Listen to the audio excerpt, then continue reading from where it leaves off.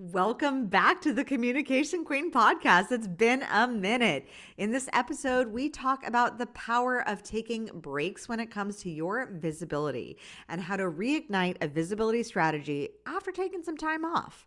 Stay tuned. Queens, your voice is your power. So why are you keeping it locked in the castle? The easiest way to expand your empire and be heard by thousands without running ads for your business? Podcast guesting. And Podmatch makes it ridiculously easy. That's why it's one of the few platforms I personally recommend in my award-winning bestseller, Make Every Podcast Want You, because Podmatch actually gets you booked on quality podcasts. So stop waiting for the invite, grab your mic, claim your stage, and get visible so you can expand your empire. Sign up today at podmatch.com in the link in the description and start spreading your message to the masses.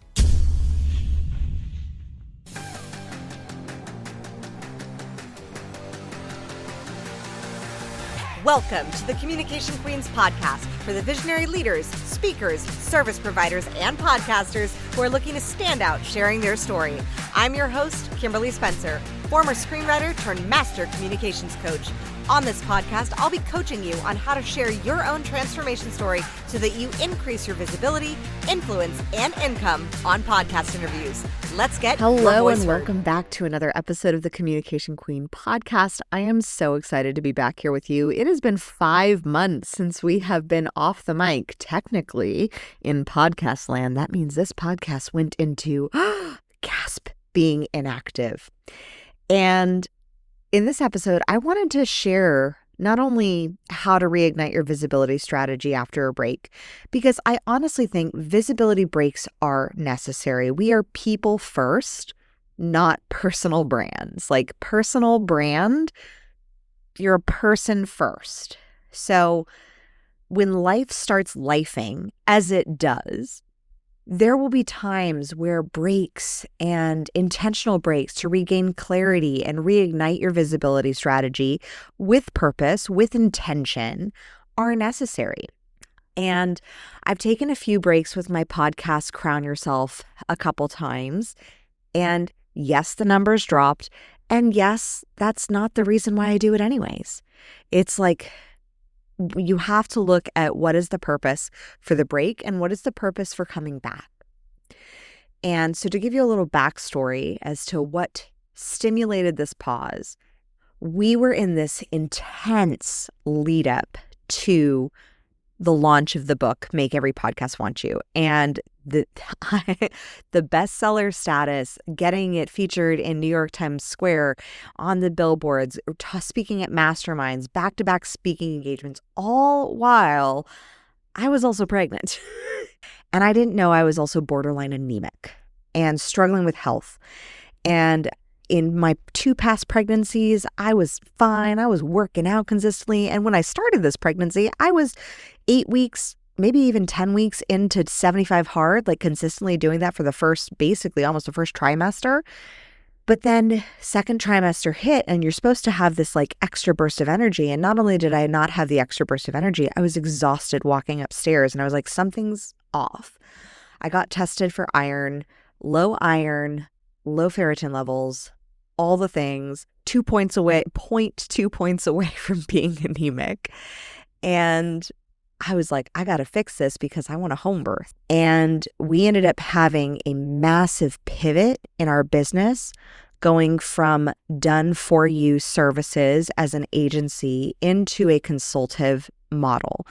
And we switched the model for various reasons. I had this vision of the future for agencies, and I honestly think a lot more businesses, especially the type of clients that we work with as an agency, a lot of them were wanting to take their services, take their strategies in-house. So meaning they would rather have their internal teammates be able to dial up the podcasting game when they're in the middle of a launch and dial it down, rather than being beholden to an agency that said, oh, we'll guarantee you 35 to 60 podcasts within the year.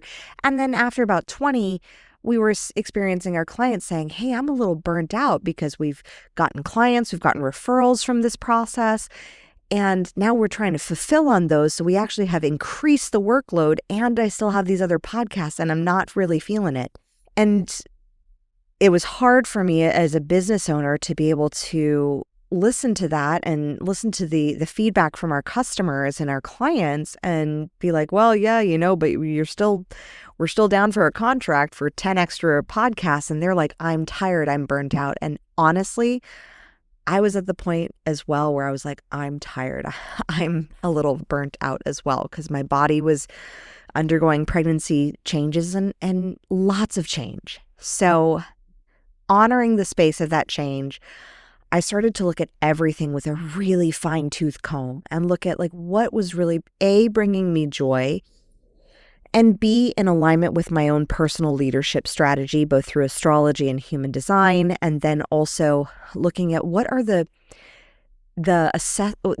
tools, the resources, the things that we have that are really working, and what are the things that are not. And honestly, we love the podcast, and I just was burnt out in the space. And I said, let's take a break on the podcast. And we took a break for both podcasts, longer than I thought, because I didn't expect to have the health thing thrown at me as well. I've normally had very wonderful, healthy, amazing pregnancies, and I've been very wonderful, healthy, amazing pregnancy, except for the low energy and struggling to walk upstairs and like getting out of breath from that. But there's a belief that happens of, if I stop, I'll lose everything. And this is a belief that I see with so many entrepreneurs, having coached them for 9 years, of this hamster wheel belief. And you are allowed to pause. You are fully allowed to pause. And there's a lot of people who pause on their podcasts. 90%, as you know, are not active. And they pause on their podcasts and they think that they're going to go back to it, or they just choose not to. And that's okay. Your podcast can be an evergreen, consistent thing, continually out there, adding value to the world without you releasing continuous new episodes. You don't have to always release new episodes. So I said, we have a ton of value with our current podcasts. We have so much value, that free value that we can give to our customers and our subscribers and our followers and our fans. Let's just leverage what we have. Let's leverage all the assets that we have and maximize on that so that I can minimize my own energy expenditure because my capacity was maxed out. And I think as leaders, we have to recognize when that capacity is reached and what could be overwhelming that capacity on the borderline of burnout. The lessons that came from the break, of taking this break, was this massive pivot from a done-for-you agency into done-with-you consulting. And our training programs are launching after I give birth, because they are 3-month coaching, consulting, training programs implementing. But I saw the success immediately. We had consults after consults after consults books coming in for the support that we provide, but without us needing to do the work for them, with business owners who wanted us to train their teams, wanted us to give them guidance and support in these processes that we have spent years, since 2020, perfecting, in how to get booked on great podcasts, how to consistently leverage podcasts, and how to turn those podcast episodes and interviews into not only consistent content, but also into profitable lead generation. But what happens is when you step back and you allow yourself the pause, pausing is a privilege. Like pressure is a privilege, pausing is also a privilege, because pausing allows you to see what truly aligns.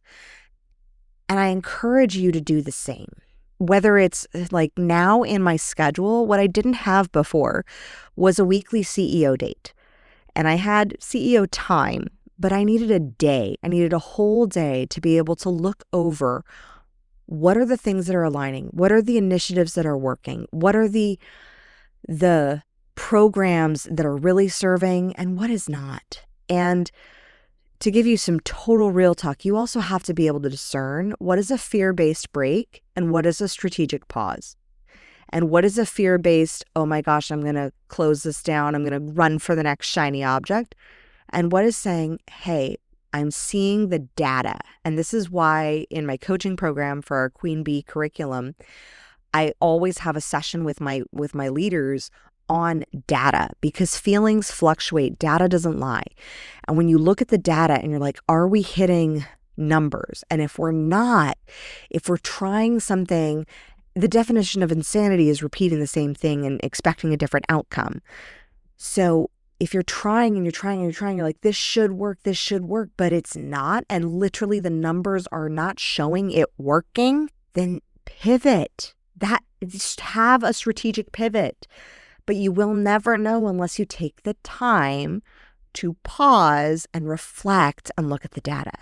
Versus so often when we make a fear-based decision, the fear-based decision comes from emotion. It comes from that I feel like this isn't working versus I'm looking at data that says we are generating revenue but spending more than we're earning. So that is a very strategic, one says, I feel like I'm failing, so I'm going to quit, versus here's what the numbers are saying.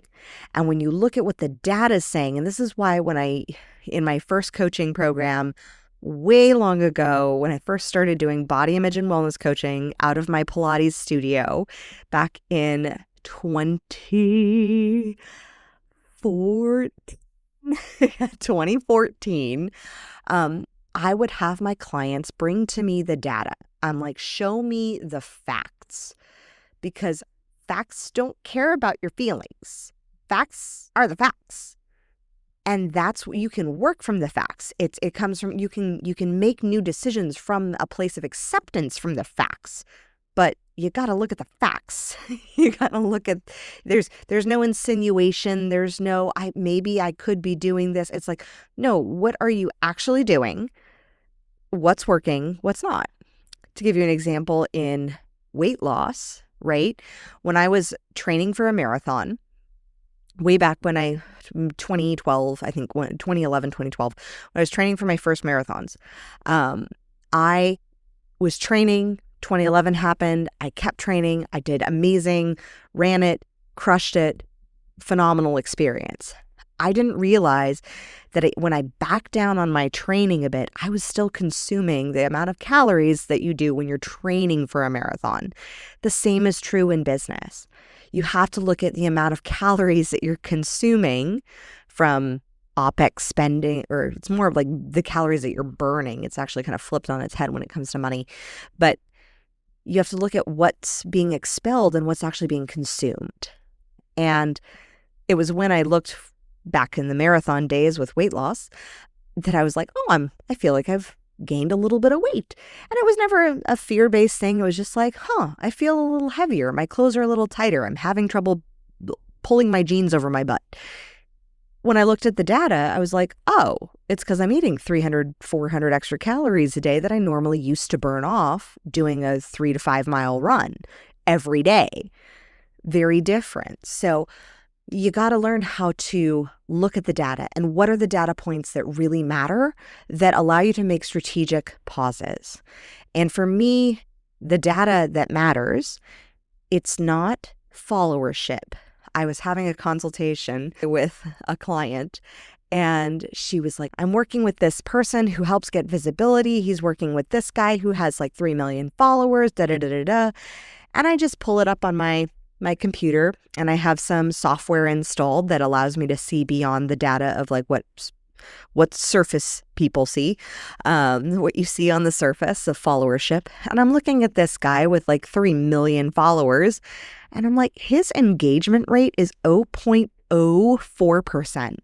Like me with 12,000 followers has more likes on some of my posts than he does with 3 million. I'm like, that to me says bots.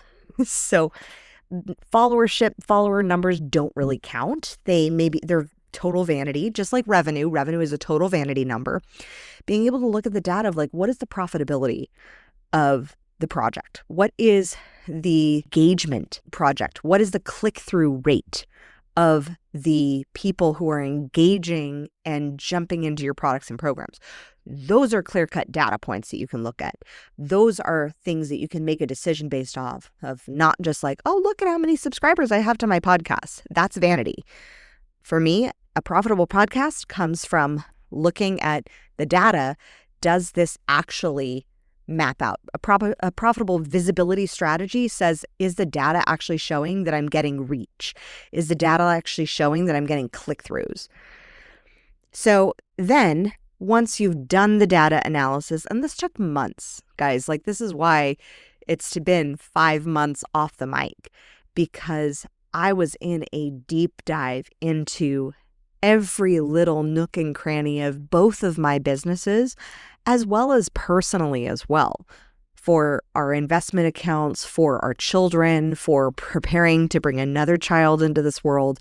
I was getting down and dirty with the data. Once you have looked at the data and gained a level of acceptance of where you're at, and you're looking at what's working, you're looking at what's not working, that's when you can start to reignite your visibility strategy and say, how can we make this work so that it works consistently? And so that it's not only consistent, but scalable. And then that's where you can grow. But you also have to look at who is the person that you're speaking to? Like, where is the vision? And why the pause took so long was not only the fine-tooth combing, there's the words, pregnancy brain, sorry, fine-tooth combing. Yes, I believe that's what the word is. Fine-tooth combing through the data. But it was also looking at the vision of like, what is the vision of Communication Queens and what is the vision of Crown Yourself? And these two separate brands that I was managing and my own personal brand, and looking at the growth and the vision that I have for my family as well, because family is my number one value, as well as health. And so looking at health and family as my top two values, I had to really leverage every decision through those personal values first, and then say, well, what is the vision for my companies? And then look at the data and say, okay, well, where are we at with that? And if we pivoted and if we were to keep going with certain initiatives and programs, what are the ones that really work? And that's how you come back stronger than ever, because you want your messaging to reflect your growth. You want to bring your customers along for the journey. Like, example right here, bringing them along. But that doesn't mean that while you're in the journey, while you're in the figuring out phase, that you need to be communicative about it. Like, yes, communicate with your customers to the extent that you need to, but allow yourself to have the space, to have the pause, to figure out where you're going. And sometimes you got to have that conversation with not only each of your business initiatives, but your business in general. And be like, well, where is this going? And because if you don't have vision, you cannot execute. The clarity has to come first. And so when you have clarity about your vision, then you can have clarity about your messaging. And then you can have clarity about the authority that you want to really land in. And then you get to reclaim your authority. What is it that you want to reclaim or to newly claim? So now this year for us, we have a personal pet project that's coming out that I've worked on with my two boys called It's Just a Fart, that is our book for this year. And I have a goal over the course of the next decade of my life of releasing a book a year. Now, each time these books are not necessarily correlated to a business. My first one was the Make Every Podcast Want You, because I had to have it correlate to a business to make it make sense to write the book, to take time away from my business. And it was a sacrifice. Like, there were sacrifices made in the business so that I could write that book. And now I've been bitten by the book bug, and I'm just going to be fully transparent. I'm not going back. Like, I love writing, and I have loved writing, and it's always been an untapped source of just absolute joy for me. And that's one of the things that I'm leaning into. So whether it's a little hobby fart book that comes out with my kids as part of their homeschool education project, then that's what we're doing this year.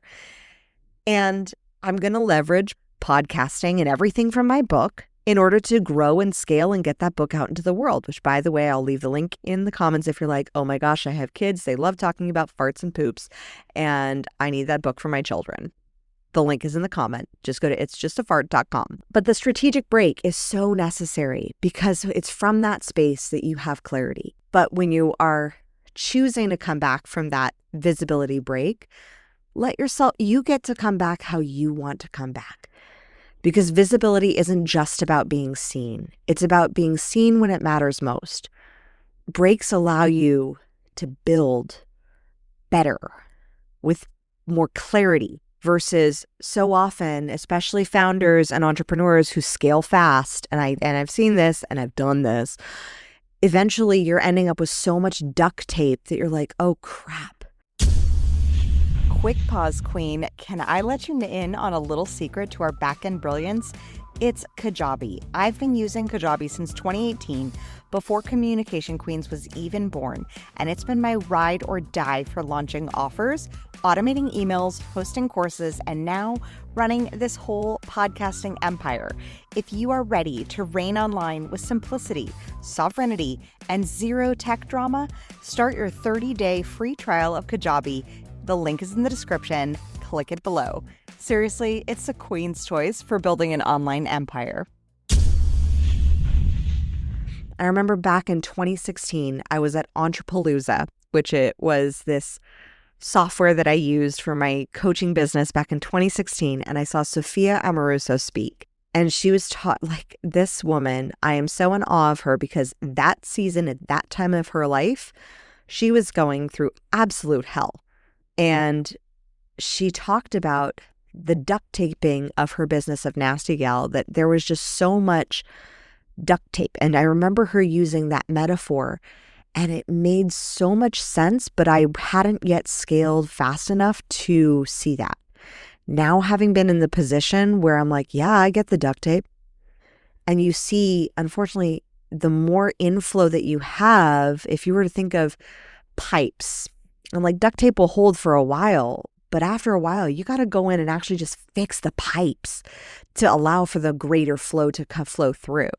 And if you're wanting to reach that next level and have that next new avalanche and that next new massive flow come through, then that comes with taking the time to take the break to fix the pipes, because the duct tape is no longer holding things together.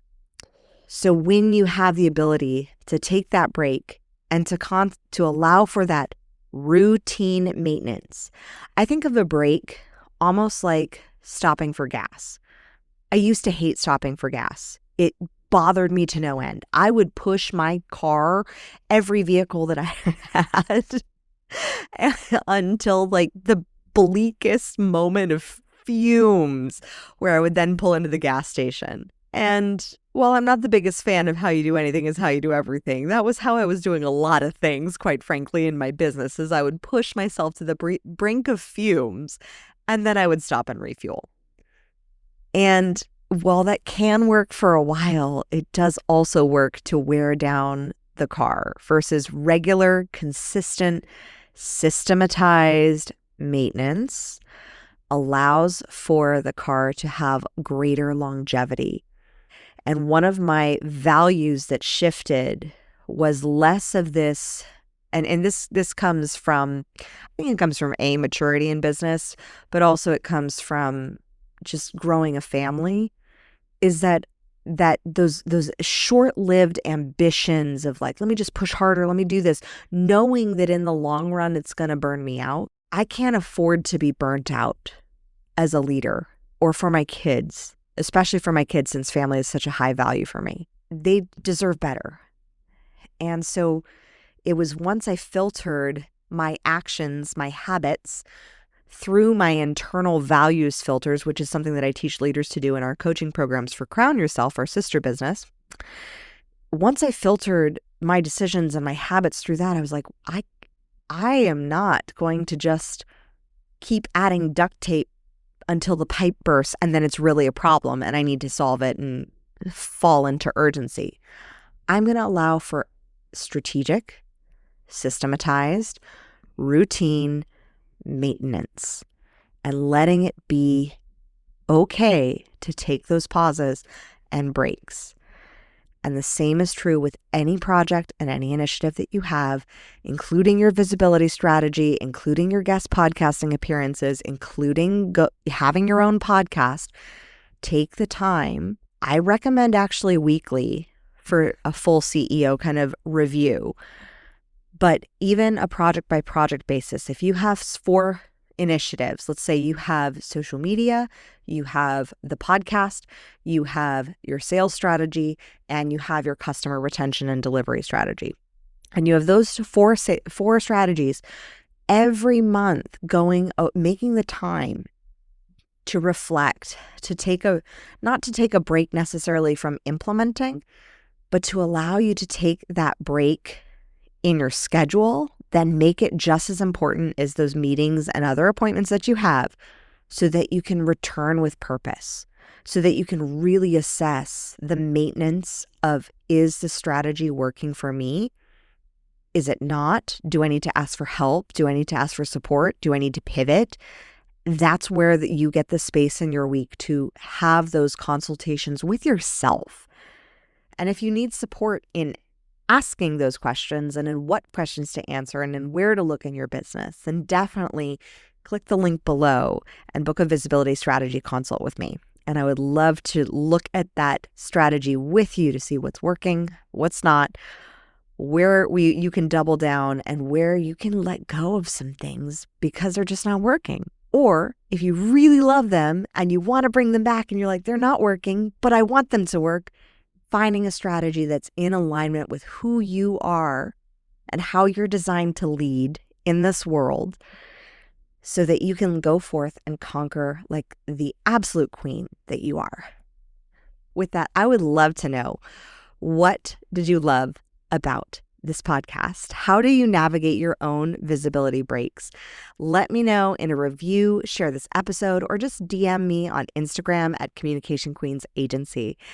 And if you're ready to reignite your podcast guesting game with some strategic clarity, then definitely click the link below and jump in on a visibility strategy consult, because your comeback deserves a crown. Let's get it sparkling and get you ready to reignite your visibility. Thank you so much, and I will see you next week. Remember, your story has the power to save at least one life. Go out there and let your voice be heard. Thank you so much for listening. If you love this episode, subscribe, leave us a review, and share it with your friends. For more tips on guest podcasting, storytelling, and communication strategies, follow us on social media at Communication Queens Agency and visit us at communicationqueens.com. I look forward to seeing you in the next episode. And in the meantime, remember, your story has the power to save one life. Let your story and your voice be heard.